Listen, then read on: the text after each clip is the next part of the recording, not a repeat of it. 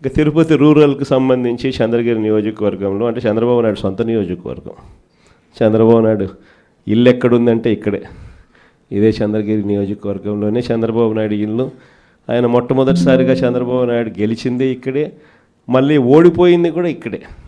అక్కడ బీసీలు డామినెంట్గా ఉన్న ఆ ఏరియాలో బీసీలకు ఇచ్చి సామాజిక వర్గాన్ని పైకి తీసుకొని రావాలి అని చెప్పి ఎవరైనా చూస్తారు, కానీ అక్కడ బీసీలు ఎక్కువగా ఉన్నారు, వాళ్ళల్లో ఆర్థిక స్థితిగతులు సరిగ్గా ఉండవు. కాబట్టి ఈయనైతే ఆర్థికంగా సౌండ్గా ఉంటాడు, బీసీలని ఎప్పుడూ కూడా తొక్కి పెట్టచ్చు అని చెప్పి అక్కడికి పోయి అక్కడ పాగా వేసినాడు. నిజంగా ఏ తెలుగుదేశం కార్యకర్త కూడా ఇళ్ళకి వెళ్ళి వాళ్ళ గ్రామాలలో వాళ్ళు తిరుగుతూ వాళ్ళ గ్రామాలలో ఉన్న ప్రజల ఇళ్ళకు వెళ్ళి బాగున్నారా మీరు అని పలకరించే ధైర్యం చంద్రబాబు నాయుడు గారికి సంబంధించిన ఏ కార్యకర్తకు లేదు. కారణం, చంద్రబాబు నాయుడు గారికి సంబంధించిన ఏ కార్యకర్త అయినా కూడా ప్రజల్లోకి వెళ్ళి వాళ్ళ ఇళ్ళ దగ్గరికి వెళ్తే ప్రతి ఒక్కరికి కూడా వెన్నులో భయమే. చివరికైతే నా అక్క చెల్లెమ్మలందరూ పొద్దుటూరు నుంచి ఎదురు చూస్తూ ఉన్నారు, కడప నుంచి ఎదురు చూస్తూ ఉన్నారు. ఏదో ఉచితంగా బస్సు వస్తుంది, ఏదో విశాఖపట్నం పోయి రావచ్చు కదా, పొద్దున పోయి సాయంత్రానికి వెనక్కి రావచ్చు కదా అని చెప్పి అటువంటి చిన్న చిన్నవి కూడా పట్టించుకోవడంలా, దానికి కూడా దిక్కులేని పరిస్థితిలో ఈరోజు రాష్ట్రంలో పరిపాలన సాగుతూ ఉంది. మరోవైపున చూస్తే వ్యవస్థలన్నీ పూర్తిగా విధ్వంసం.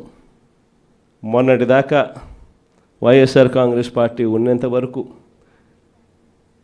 గవర్నమెంట్ బడులలో పిల్లలకు గవర్నమెంట్ బడులకు పోయేదానికి గర్వంగా ఉండేది. గవర్నమెంట్ బడులలో మన పిల్లలను చదివించేటప్పుడు మనం గర్వంగా చెప్పుకునే పరిస్థితి నుంచి ఈరోజు గవర్నమెంట్ బడులలో అప్పట్లో నో వేకెన్సీ బోర్డ్స్ నుంచి ఈరోజు గవర్నమెంట్ బడికి పంపించాలంటే తల్లిదండ్రులు హెసిటేట్ చేసే పరిస్థితులకి మళ్ళీ స్కూళ్ళు నాశనమైన పరిస్థితులు కూడా ఇప్పుడే చూస్తూ ఉన్నాం. వైద్య రంగం ఇంకా దారుణంగా తయారైపోయింది. ఈరోజు ఎవరికైనా ఆరోగ్యం బాగోలేకపోతే లక్షలు ఖర్చు చేస్తే తప్పనిచ్చి, వాళ్ళు ఖర్చు పెట్టుకుంటే తప్పనిచ్చి, వాళ్ళ అప్పులు పాలు అయితే తప్పనిచ్చి ఈరోజు ఆ పేదవాడు బతికి బయట పడే పరిస్థితే లేదు. ఏ పంటకు కూడా ఈరోజు గిట్టుబాటు ధర రాని పరిస్థితి. ఉచిత పంటల బీమా గాలికి ఎగిరిపోయింది. ఈ క్రాప్ బుకింగ్ ఎక్కడుందో ఎవడికి తెలియని పరిస్థితి. రైతుల పరిస్థితి ఈరోజు రోడ్డున పడి రైతులు అల్లాడుతూ ఉన్నారు. పెట్టుబడి సహాయం కింద కనీసం జగన్ ఉంటే 13,500 ఇచ్చేవాడు. జగన్ పోయాడు, 26,000 ఈయన ఇస్తానన్నాడు, ఆ 26,000 కూడా గాలికి ఎగిరిపోయింది అని చెప్పి ప్రతి రైతు కూడా చంద్రబాబు నాయుడుని తిట్టుకుండా తిడతా ఉన్న పరిస్థితి కనిపిస్తూ ఉంది.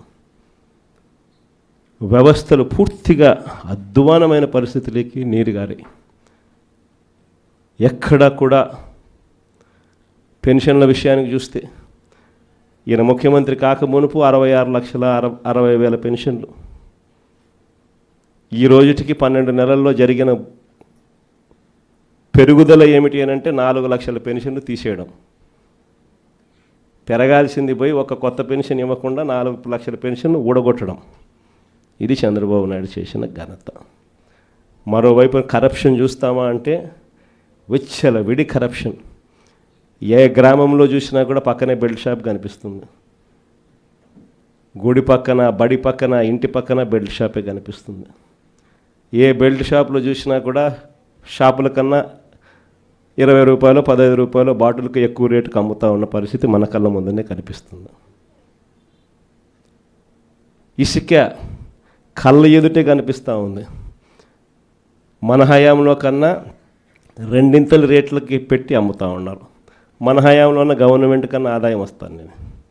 ఇప్పుడు గవర్నమెంట్కి రూపాయి ఆదాయం లేదు.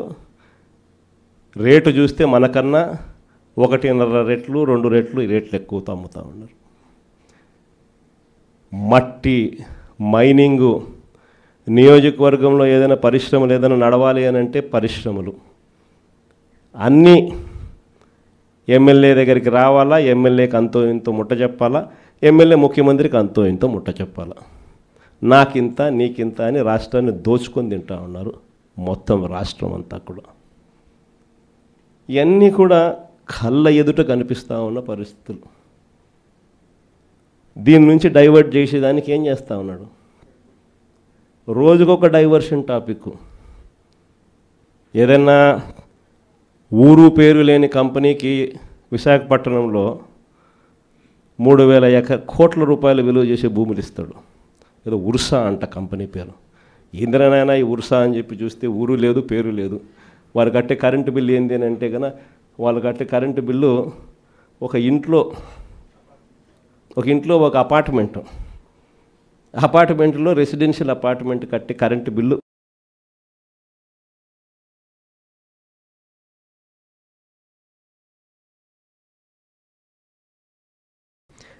రాష్ట్రానికి చాటి చెప్పిన నా అక్క చెల్లెమ్మలకు, నా అన్నదమ్ములకు అందరికీ కూడా సెల్యూట్ చేస్తాను.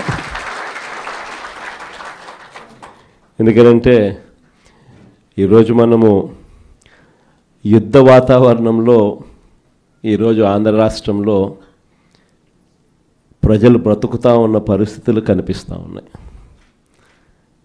ఇలాంటి దుర్మార్గమైన పాలన, రెడ్ బుక్ పాలన బహుశా ఎప్పుడు కూడా ఆంధ్ర రాష్ట్రంలో గతంలో ఎప్పుడు చూసి ఉండదు. అలాంటి పరిస్థితుల మధ్య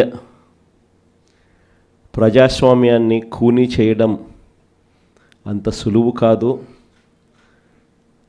ప్రజల్లో వ్యతిరేకతను గొంతు పట్టుకొని నలపడం అంత సులభం కాదు.